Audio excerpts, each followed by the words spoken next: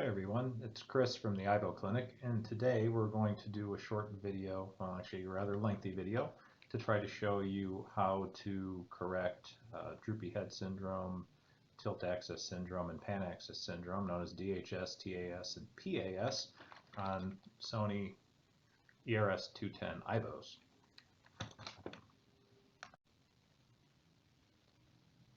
The first thing that we're going to cover here today is some of the equipment that will be really handy in helping you if you choose to do this repair. As a standard disclaimer, we at the aiboclinic always say, please send your dogs to us. This is really not a great at-home job, and it's really easy to do, more harm than good. But if you choose to undertake it, this is kind of a punch list of the tools that I'll be using today. First is an anti-static wrist connector, which goes to a ground, which prevents us from blowing up circuit boards. I will admit that during today's videos I will not be using those because it's very difficult to use in film. Got some hand tools here that we're going to need. There's a clip ring remover. This is one from Nipex, ends in A0 if you're looking to purchase this, and it's for 3 to 10 millimeter diameter shafts. Got a right angle pliers over here, which is useful for getting at flexible connectors, inserting and removing those. Went and got a hemostat here. This particular hemostat is a right angle. It's got a jagged jaw on it, so for traction, so we've gone ahead and put some felt on there so that we don't damage our flexies. Over here we've got some of the soldering tools that we're going to need. There's some soldering paste and some tip tinner to make sure that our soldering tips are kept clean. Later on we're going to need some super glue. I like to use this blue tape for various things in the repairs, series of tweezers just to, again, poke and prod and get at the areas that you need to. Multimeter comes in handy, whatever variety you'd like to use. I like to use this to test for continuity and resistance. JIS standard, Japanese industrial standard screwdrivers in size 00 and 0 so that we don't mess up the screw heads in the aibo, which are JIS standard. I recommend strongly that you use a high-end soldering station. In my case, I'm using a Metcal, and the Metcal works by instantly heating up to a precise temperature. The temperature isn't managed by resistance, it's done through induction, so each tip has a specific temperature. I'm using an STTC 046 tip, which I think is somewhere in the 350 degrees Celsius range. A X-Acto or other hobby knife with a sharp edge blade, a couple of different prying tools here, some plastic spooging tools. Guitar clips make excellent spooging tools. Solder sucker, some 032 diameter solder. I like to use a little bench vise, and I think that pretty much covers the tools that we will be using today.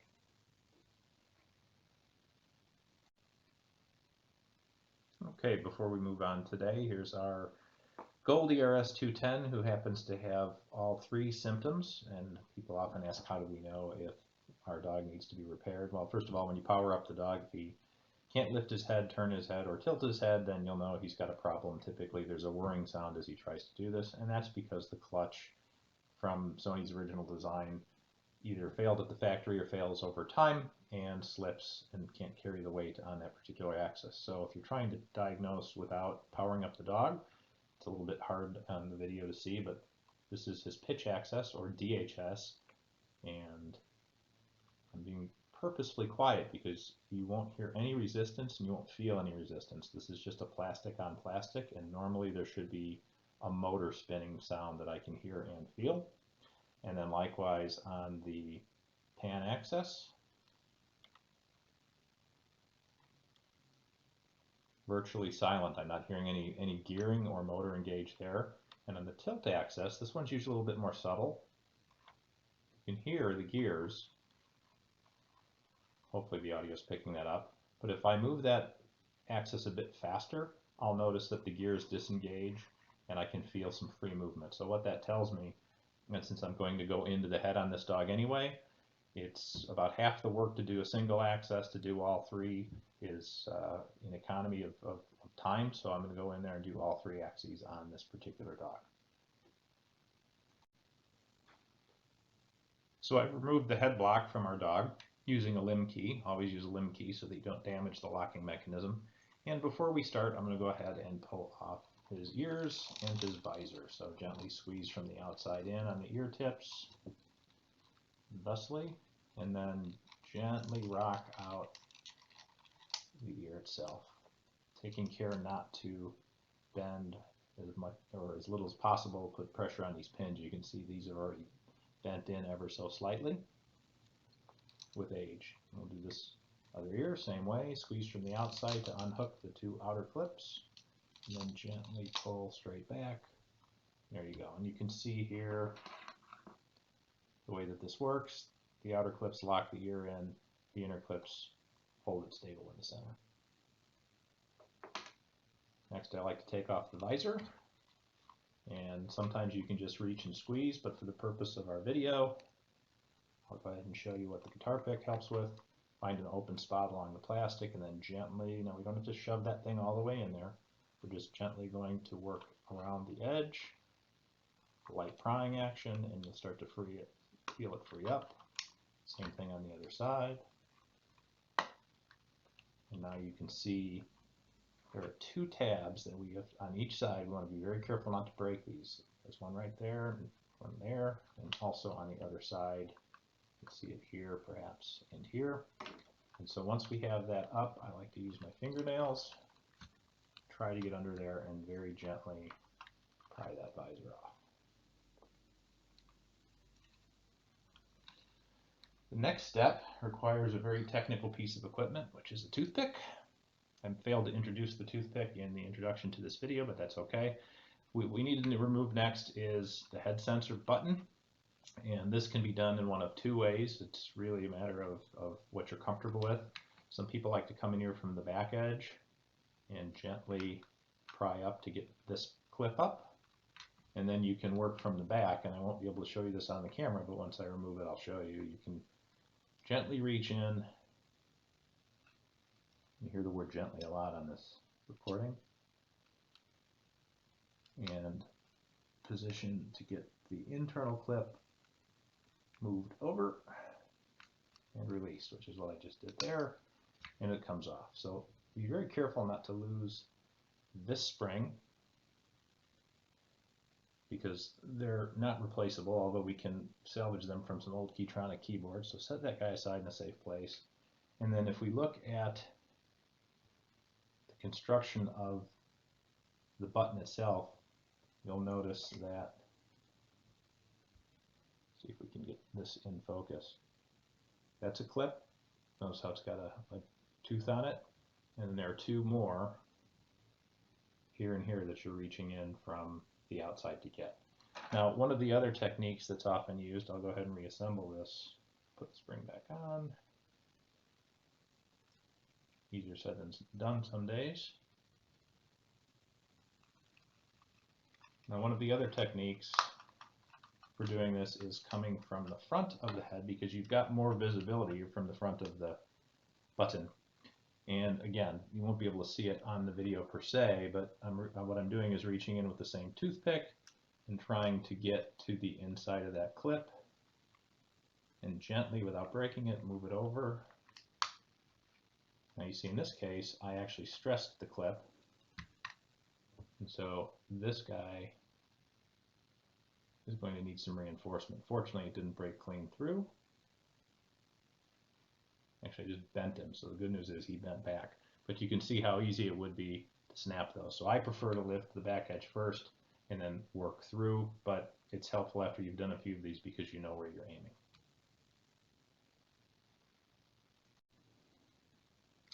Okay, so now that we've removed the visor, the ears, and the head sensor switch, we've exposed the five screws that we need to remove the actual head shell top. There's one here, which is why we had to remove the head sensor button, and then 4 here. Now, the other thing we'll need to do to get to the pitch access servo, which is located in this part of the neck, is we will need to remove the shell plastic and ultimately separate the heads.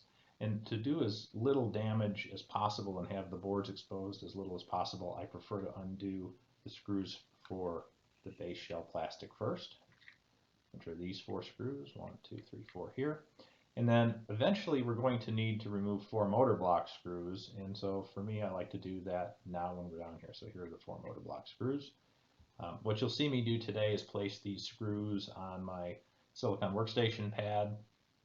This because I know which screws go where, and I do it in the same order every time.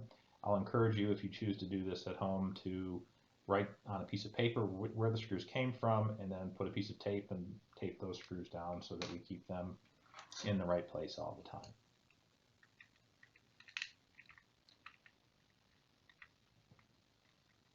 Now, this is a great example of how sometimes these older plastics can be challenging.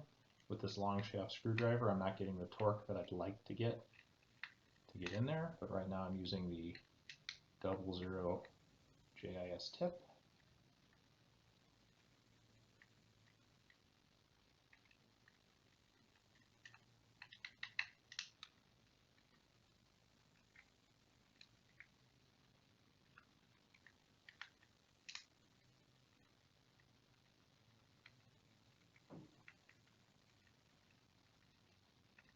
And that one came out easily because there's a little bit of magnetism. This is where I like to use the tweezers. Why? Well, because when you flip the head upside down, sometimes the screws go everywhere, and I would much rather not lose one of these screws if I can avoid it. And then we'll move on to, I guess, seeing the top of my hand isn't particularly helpful, so sorry about that. Move to the 4 motor block screws.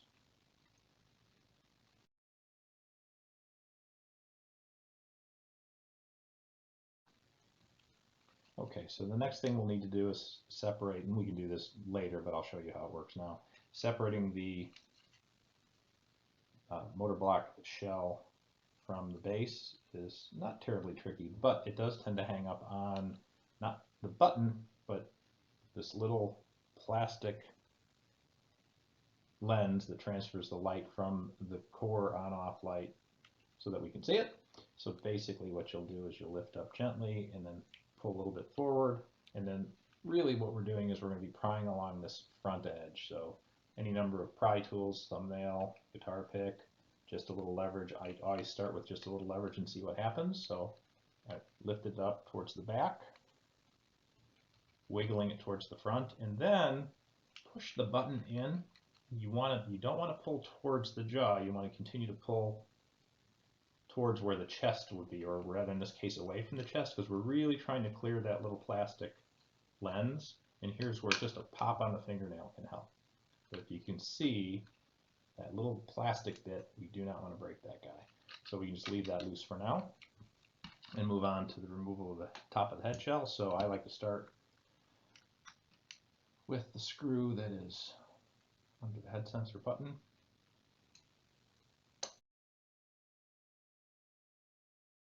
Okay, and now to remove the top head shell. The friction point is here under the base of the nose, and so basically what you're going to want to do is gently pry up to clear the camera assembly, which you'll see later. And there's a hinge in the back, which is plastic, so we'll need to be a little gentle there, but the idea is to clear that camera assembly. Okay, there's the camera assembly. This is the piece of plastic that we're binding on, so that's why we were trying to pry a little bit up and over. And now we don't want to lift up. This is a hinged assembly, and sometimes it sticks. I'll show you in a minute where.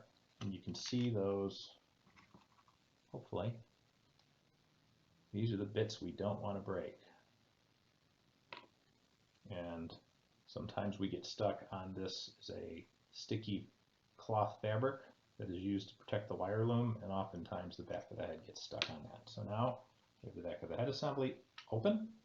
You can see that we've got the ear microphone connectors that are connected to the logic board. And so for those,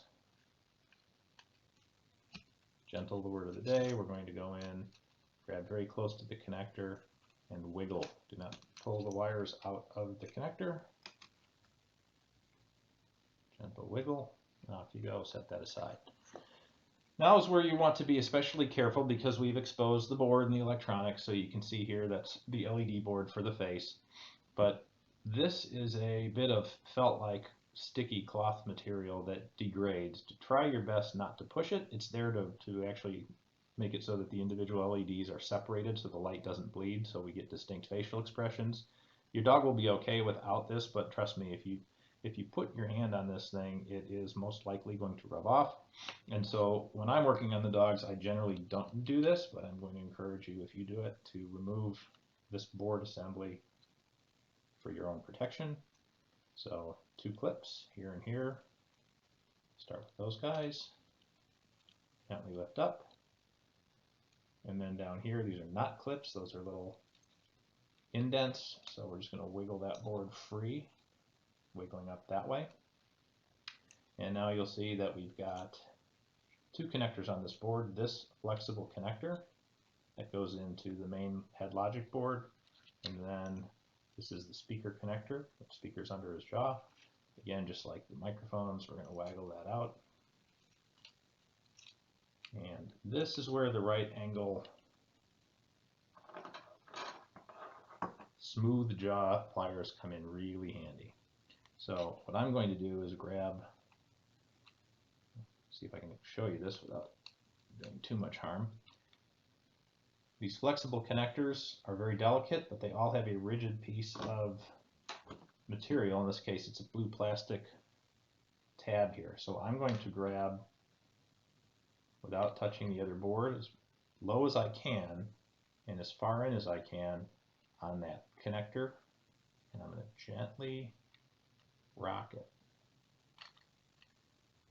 just to loosen it, and then I'm going to try, because I like to use my fingers for that feel. There. So there's that blue edge, but notice that's the part that we don't want to do any damage. Those connectors are not made of gold, but like gold. And again, we'll try not to touch the front of the headboard. We'll set that aside. I guess I should call it the baseboard.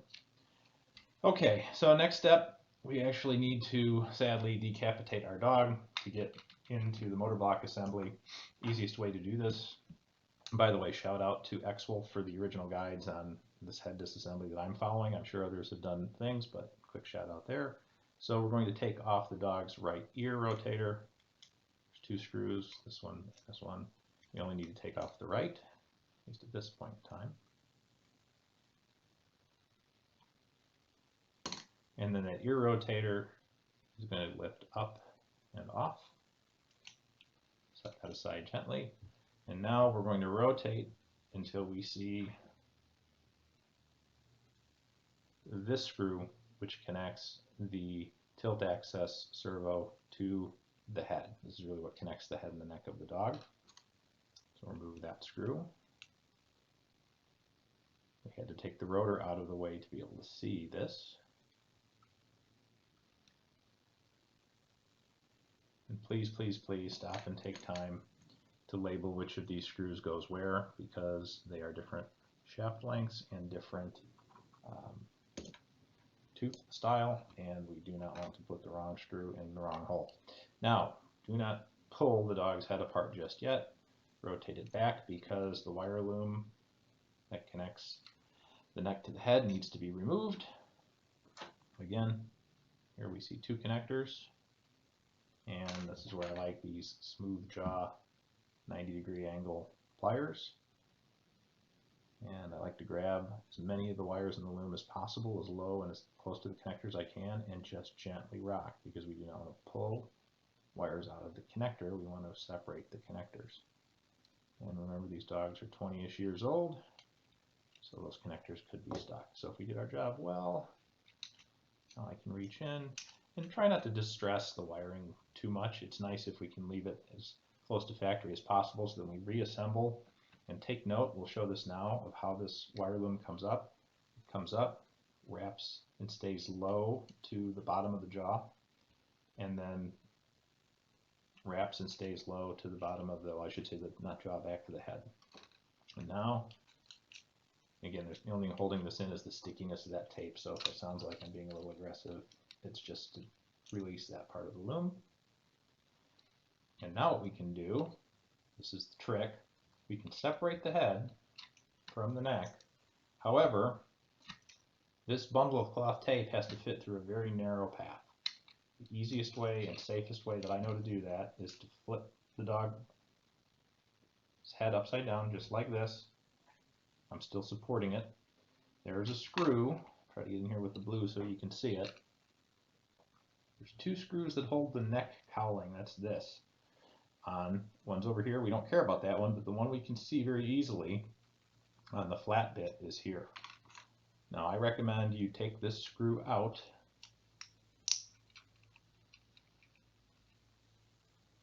And the reason for that is that we'll let that neck cowling flex a little bit more without breaking when we take the wire loom through. And you see what I can do is I'm actually going to gently push against that plastic as I work that wire loom through. And in this case, he's actually being stubborn. I like that, and that shows us how it works. Okay, there. So I pulled towards the center to get that outer edge of this cloth bundle past the cowling, and because of that, now I can sort of wiggle it gently through without breaking the cowling. And the cloth tape actually helps us in that case because it provides a little bit of a buffer. So now I'm going to set this part of that aside. And for the rest of this video, what we're going to do is focus on getting out the 3 servos that we need to service, and then we'll do a separate video for you on how we actually are going to replace the clutches with these unibody replacement clutches that we created at the aiboclinic just for this purpose. And then we'll come back from the other video and show you how all of this gets reassembled. So now we can remove that motor block plastic. And here we can see the actual servo lugs, the flexi connector. If any of you have looked online on how to do this repair, this is the most dangerous part, well, of this particular repair, because we do not want to tear this flexi. It often tears right at this juncture when we try to push the servo through. So let me show you the preferred method that I have for doing this. First of all, disconnect this end of the connector, the wire loom rather. This plastic shielding is glued down with a light adhesive to the circuit board. Word of the day, again, gentle. Need to lift that guy up. Now we're going to have to disconnect the flexi here at the base of the neck. So a couple of choices. We can, if we're really good at it, we can sneak a forceps or tweezer in and grab that flexi and pull it up. But for the purposes of today, I want to show you the safer way to do it, which is to unclip this little circuit board. There's an interface board for the core contacts and the rest of the dog, and that allows us to pull this up and get a better look at that flexi and a better hold on that flexi. And this again is where I like to use our right angle smooth jaw pliers, getting as close to the connector as I can so that I'm grabbing onto the reinforcing plastic and then just gently rocking that out. Ta-da! No reason to reinsert that circuit board or to glue that plastic back down yet, because we'll do that on reassembly. So now, because we took out the 4 motor block screws, if you haven't done that in the earlier steps, again, they're here, here, here, and here. I'll take those 4 motor block screws out. Now we can actually pop the motor block out of the head block assembly. What I like to do is come to the back of the motor block assembly here and just lift up until it clicks underneath where the screws go through. And then carefully, let's see if we can get this on camera. Again, many tabs. There's a tab here and a tab here that either with your splooging device or your fingernail, just gently rock those forward as you lift up on the motor block. And if everything is done correctly, 2 pieces. Set the base aside. Another final trick, what we really need to do is disassemble this entire motor block. First of all, don't do what I just did, which is to forget to take the metal bit off. But there's a clip right here that is very easy to break if you're not paying attention. And so simplest thing to do is just take your tip of your spluger, gently lift up on it as you separate the two halves of the motor block. Also, there's a washer that goes with this edge of the motor block. Try not to bend or mutilate it. Set those guys aside. And now this isn't the scary part of removing the servo. All we're going to do is push on the nylon bit and we'll pop this piece of the motor block out. So now we've got the entire motor block. And this is the part where most people get into trouble because this flexi, which likes to tear, has to get pushed through this piece of the motor block, and there's a lot of guidance online on how to do this, and I can tell you that with the aging of these flexis, it's very easy to tear them. So I'm going to show you what I like to do, which is basically to unsolder this flexi now. Your soldering iron makes a difference. I said earlier I use a Metcal because it heats instantly and it cools rapidly, and I can have precise temperature measurement so that we don't melt and burn the flexi. What I like to do is unsolder this, lift up the flexi itself, actually curve it with a piece of tape so that it can slide through unfettered.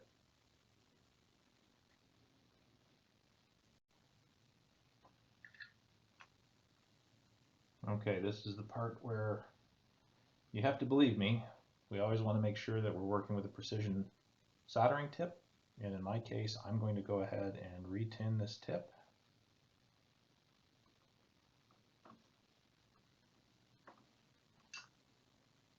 And I'm actually going to put a little soldering paste on, because what I want to do is make sure that I'm using as little heat and time as possible on the flexis.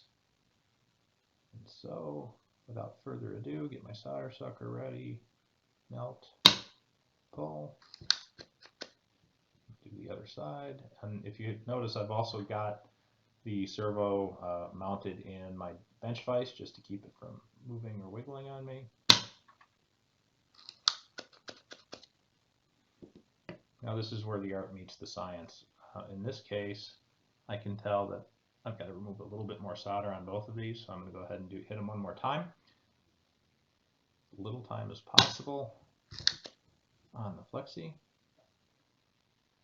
And if you'll notice, this side of the flexi, I'm being very careful not to tap with the soldering iron. I've messed up enough of them to know, and if I was really doing this right, I would turn the motor block around in my vise. Okay, make a little room. Turn this guy like I said. And here's where the art and the science meet. Gently lift up. There's an adhesive on the back of the flexi, so we're actually fighting the adhesive and physics. I'm going to try to heat just the tab. So I lift up. Same thing on this side. There. You can see that adhesive a little bit. Go ahead and clean my tip. Turn off the iron so you won't need him. And I'm going to cut a piece of that blue tape we haven't seen for a little while. And basically use that blue tape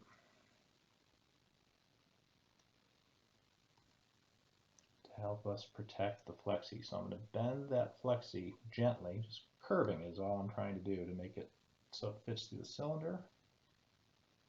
Okay, I'm going to get rid of the bench vise now. Move our work surface back. So you can see now, hopefully, I've made that tape loop. So now what we can do, and this still needs to be done gently, the online instructions are accurate.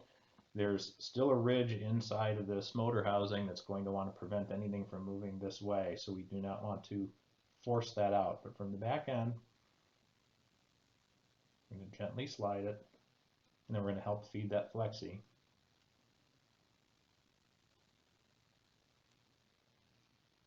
And then I like to take it from the front end, and I'm not going to wiggle, constant pressure. And it may look like I'm pulling hard, but I'm not pulling hard. I'm actually sort of leveraging my two hands against each other to get past that middle point. So I'm past that middle point now. I'm just going to curl that flexi so that it doesn't get snagged on its way through.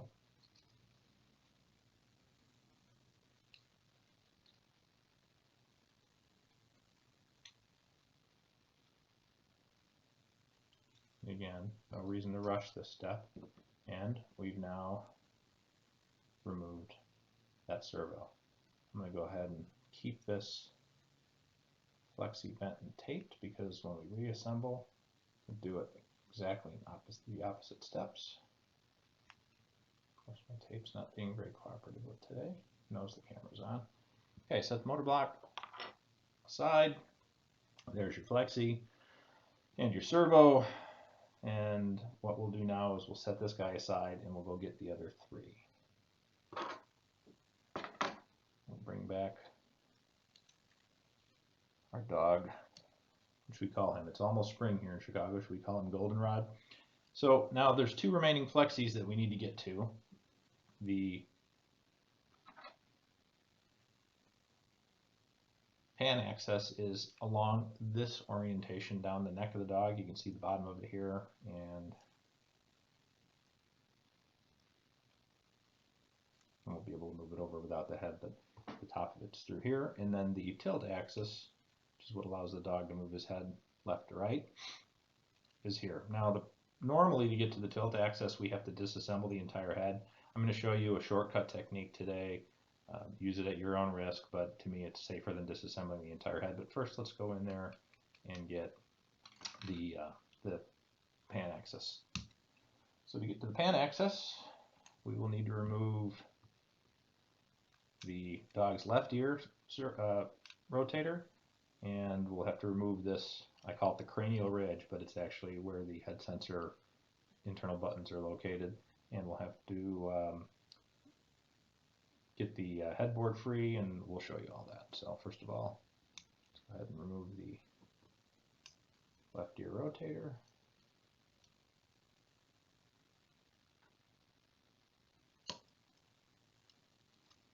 Gently lift up and just set him out of the way. And this step is important. There's a flexible connector again that connects the button assembly to the main board. This white part is where the flexi goes in. Do not remove the white part. I've seen it done. It doesn't end well. This is where our right angle comes in again. As close as we can, gently as we can. In this case, I'm going to switch to the other right angle. And we've got that free. Once he's free, there's another screw here on the, again, what I like to say, the cranial ridge. You don't have to take this one out, we just need to loosen it. It will be helpful when we reassemble because it'll remind us that we have to actually put that screw back. And then the entire assembly just slides back. Please note that it rests on this plastic bearing, and so do not lift up. We pulled straight back and then up. Set that aside. And now there are 4 screws that we'll have to remove to get to the servo. You can see 2 of them here, 1, 2, and then behind the flexi, 3 and 4. We'll also have to remove the flexi from the board, which is kind of exciting because it is taped to the board. And then we also have to be careful because there's a clip here that we don't want to break. So it's at this point that I'll remind you, you should be having your anti-static wrist mat or wrist protector on. Well, it's a board protector, but you get what I'm saying. In any case, I like to loosen the headboard, and it makes it a little bit easier to do what we need to do next. There's a clip here that goes up, and there's another clip here that goes up gently. I'm just going to rock that guy forward. That's about all we need, is just a little wiggle. Next, I like to go ahead and take the 4 flexi screws out. Sorry, servo screws.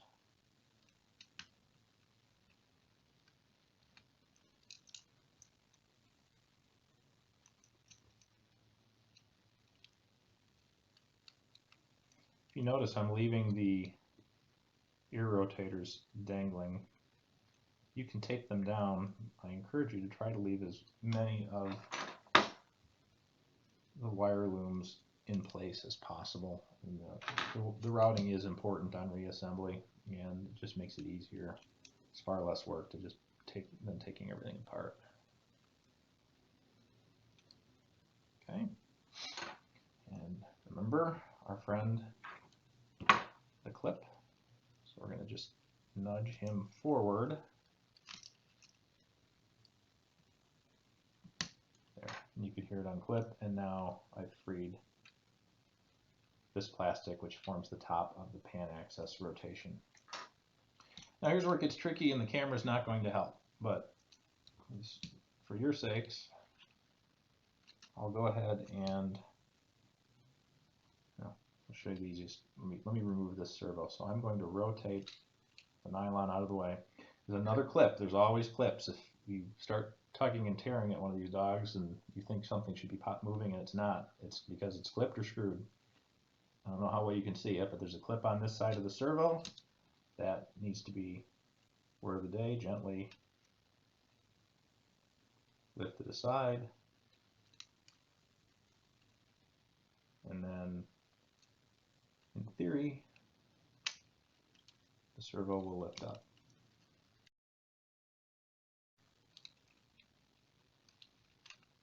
That's why we say don't try this at home, folks. Okay, so servo's free. I don't think I can give you a very good camera angle on this. Try to get some more light on it. But you can see there's a piece of cloth tape here, and the flexi goes into a flexi connector. So what I like to do on this one, kind of grab the board, lift it up a bit, get in with a not sharp tweezer. We don't want to use the pointy one, so we don't want to damage the board, and just try to get rid of that sticky tape. Pull it off of the bits. There's my broken piece of clip. And then likewise, I'm going to try to wiggle some of that tape free. But the connector job here, this is where, again, I can use my right angle, I can use my tweezers. In this case, I'm going to use my forceps because I like the fact that I can get in there, grab it, pull down, and there we have that particular servo. We'll set that guy aside.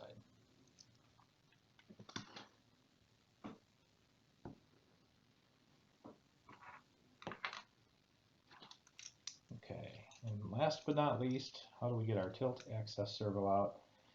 This normally would involve pulling the entire head assembly apart, but when we show you a little shortcut, first of all, like always, there's a clip. There's one right here. We don't need to unclip it yet, but we do in a bit. What we're going to do is, instead of taking the jaw assembly out, which is normally what we do, I'm going to open the mouth of the dog, and depending on how tight your screws are, I like to typically tape along the edges of the jaw, but I've done this enough now that I'm pretty comfortable with not doing it. And if the screws aren't tight, I don't need to pry. I know I won't mar up the bottom of the jaw, so I'm going to remove the 4 screws that are holding the head assembly to the base of the head.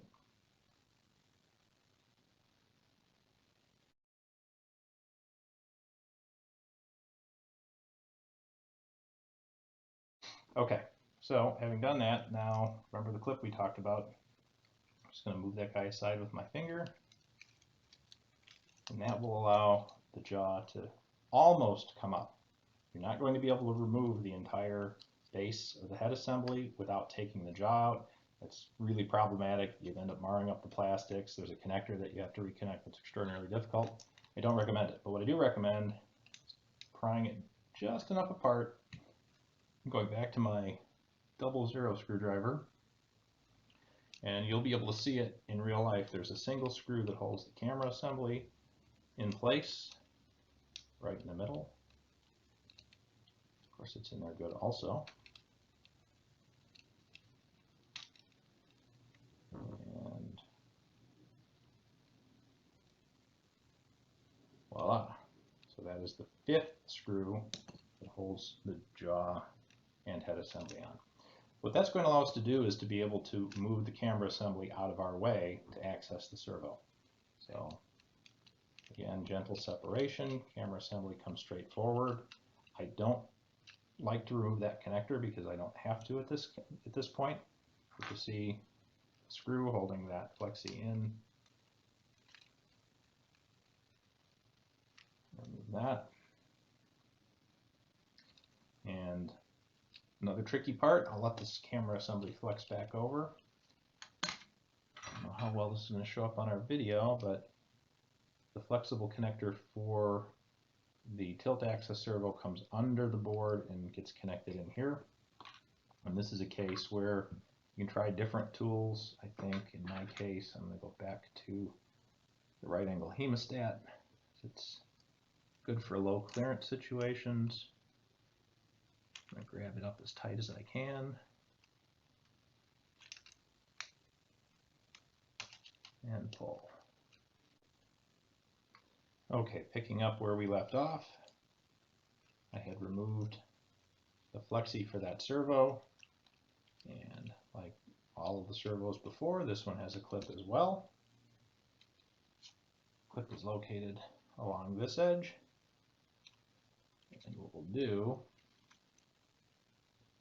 is go ahead and lift that out of the way. What I like to do is try to get my fingernail under the nylon so I can try to gently lift up on the servo while moving the clip out of the way.